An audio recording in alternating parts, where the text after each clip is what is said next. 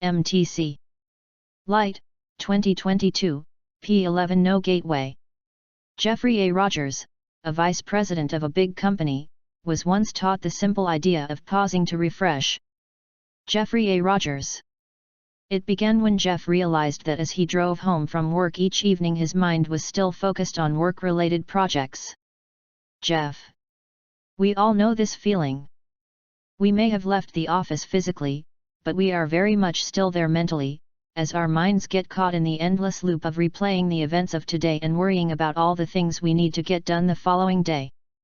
So now, as he gets to the door of his house, he applies what he calls the pause that refreshes. He stops for just a moment. He closes his eyes. He breathes in and out once, deeply and slowly. As he exhales, he lets the work issues fall away. This allows him to walk through the front door to his family with more singleness of purpose. It supports the sentiment attributed to Lao Tzu. In work, do what you enjoy. In family life, be completely present. Exercises. MTC. Good job. Let's start. MTC.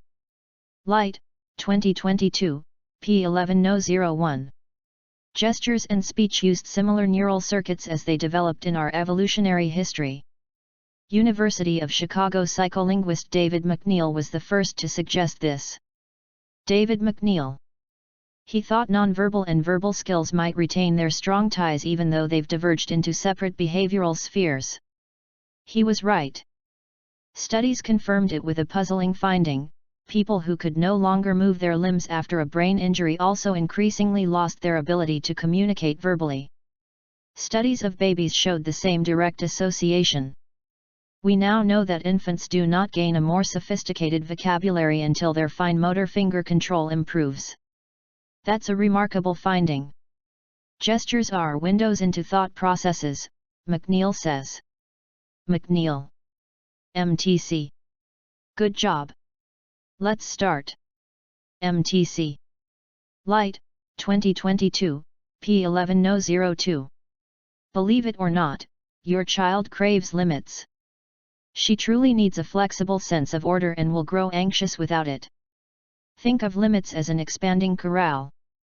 Limits provide a physical environment in which your child can feel safe and can learn. As she grows more capable, the boundaries will expand. She begins in the womb, expands to a bassinet, and then to her bed. You may feel your 3-year-old is too young for an overnight visit to a playmate's home. 3. By the time she is 5 or 6 you may occasionally consider it, and by the time she's 10 you may be ready to say yes to a pajama party. 5, 6, 1, 0. Your child's readiness determines how the boundaries expand. Your child does not want control or dominance but a structure that encourages her to think, to make choices, and to take chances. MTC. Good job. Let's start. MTC. Light, 2022, P11 No 03. Once a staple crop is established, we have what economists call a lock-in. A pattern continues because it is cheap to replicate and would be expensive, both financially and psychologically, to change. The whole of North European agriculture is based around a highly complex but very efficient system of wheat and small grain production. From the plough types to the bakeries and pasta factories, everything is set up to deal with wheat. So, although the potato came early and proved far more productive and well adapted than wheat, wheat remains the staple food, except in areas too poor and marginal to afford it. The iron hand of economics forced the impoverished Irish and Poles to live on potatoes in the old days, but they yearned for bread, and now they can afford bread, and are eating fewer potatoes. Potatoes added themselves to the system, but did not destroy it. MTC. Good job. Let's start. MTC. Light, 2022, P11 No 04. Lee D. Ross and his colleagues carried out interesting experiments. Lee D. Ross. Contrary to the assumption that it is the nature of human beings to grab as many resources as possible, these experiments show that people are willing to share resources equally. However, those who have more tend to justify this inequality. Human beings want a fair world, however, fairness in the future is judged differently from fairness in the past. We define fairness as equal sharing as long as the sharing lies in the future. When we have accumulated more than others, we tend to believe we deserve it. Loss aversion, the tendency of people to dislike losses significantly more than they like gains, plays into these psychological preferences. We don't mind sharing equally in the future, but we do not like to lose what we have. These psychological phenomena strengthen conservative stances, leading people to evaluate those who want another distribution of resources as aggressors. MTC. Good job. Let's start. MTC. Light, 2022, P1105. The idea of starting at the bottom and working one's way up may appear sound, but the major objection to it is this: too many of those who begin at the bottom never manage to lift their heads high enough to be seen by opportunity, so they remain at the bottom. It should be remembered, also, that the outlook from the bottom is not so very bright or encouraging. It has a tendency to kill off ambition. We call it getting into a rut, which means we accept our fate because we form the habit of daily routine, a habit that finally becomes so strong we cease to try to throw it off.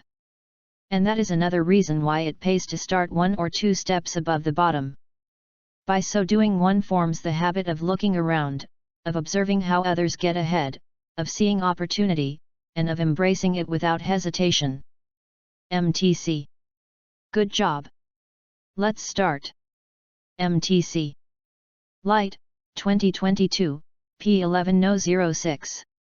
Hobbes held that if we knew in advance the worst that war could do to us, that knowledge would be an effective preventative measure. Hobbes. He was writing specifically about civil war, as opposed to international war, because he felt that closeness gives a greater potential to wound. Consider the constructive relations the United States developed with Germany and Japan, beginning immediately after the terrible events of World War II. 2. Then compare that with the overheated emotional reaction you are still bound to get by bringing up the Civil War just about anywhere in the American South. The war between the states is still being fought at home on many levels, almost a century and a half later, while our foreign enemies of 50 years ago are now our friends. 50. Similarly, family feuds are more bitter and lasting than neighborly disputes.